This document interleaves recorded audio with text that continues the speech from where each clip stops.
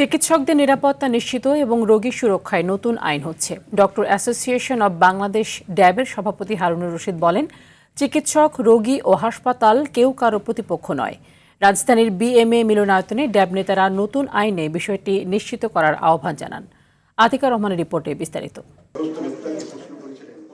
অন্তর্বর্তী সরকারের মেয়াদে নেয়া চিকিৎসক, স্বাস্থ্যসেবা কর্মী ও প্রতিষ্ঠান সুরক্ষা অধ্যাদেশ এবং রোগী সুরক্ষা ও প্রতিকার অধ্যাদেশ নিয়ে চিকিৎসকদের বিভিন্ন সংগঠনের সঙ্গে আলোচনার আয়োজন করে ডক্টর অ্যাসোসিয়েশন অব বাংলাদেশ ড্যাব। চিকিৎসক নেতারা বলেন, বিভিন্ন সময় রোগীর স্বজন, আইন শৃঙ্খলা বাহিনীর সদস্যের কাছে হয়রানির শিকার হন তারা।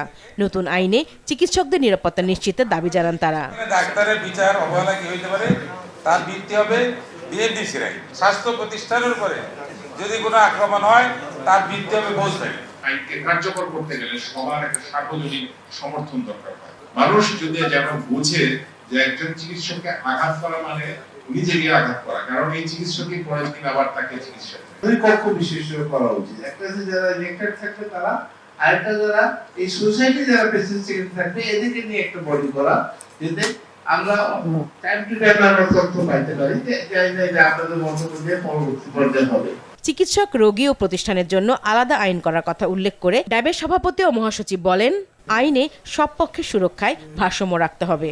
রোগী সুরক্ষা আইনের জন্য নতুন করে কোনো আইন দরকার নেই, because BMDC is working on it, এবং বিএমডিসি যে নতুন যে আইনের নীতিমালা প্রণয়ন হচ্ছে, সেখানে রোগীদের সুরক্ষার জন্য বিশদ ব্যবস্থা ওটা রাখা হচ্ছে। এবং চিকিৎসক যদি কোনো কারণে ভুলবশত কোনো রোগীর ক্ষতি করে, তার জন্য আইনগত ব্যবস্থা এবং শাস্তি দেওয়ার ব্যবস্থা হচ্ছে, যাতে করে চিকিৎসকের উপরে কোনো অন্যায় হবে না। ক্লিনিক, তারপরে ল্যাবরেটরিজ এবং অন্যান্য যে স্বাস্থ্য প্রতিষ্ঠানগুলি আছে বেসরকারি, সেইগুলিকে নিয়ন্ত্রণ করার জন্য এই 1982 যে আইন, এইটা দ্বারা নিয়োজিত হয়, এইটা অপ্রতুল, এইটাকে আমাদের আপগ্রেড করতে হবে। এবং সেইখানে আমাদের যারা কর্মচারী, কর্মকর্তা, চিকিৎসক আছে, তাদের অধিকারকে প্রাধান্য দিতে হবে, যেন তারা ঠিক মতো তাদের স্যালারি এবং তাদের বিভিন্ন তাদের যে পাওনাদি সেটা যেন ঠিক মতো পায়। অন্যান্য যারা আছে তাদের সাথে আমরা অবশ্যই আলাপ করবো, আলাপ করে যেন দ্রুত এটা বাস্তবায়নের চেষ্টা করবো। আমাদের যে পরবর্তী ধাপ, যেটা আমরা ইতিমধ্যে চিন্তা করে রাখছি, এই ধাপটা রেডি করার পরে আমরা আরেকটা ধাপে, সেকেন্ড ধাপে যাবো। আওয়ামী লীগের মেয়াদে স্বাস্থ্যসেবায় তেমন উন্নতি হয়নি। বিএনপি সরকার আধুনিক ও মানসম্মত চিকিৎসা সেবা সবার দোরগোড়ায় পৌঁছে দেবে বলে আশা প্রকাশ করেন ড্যাব নেতারা।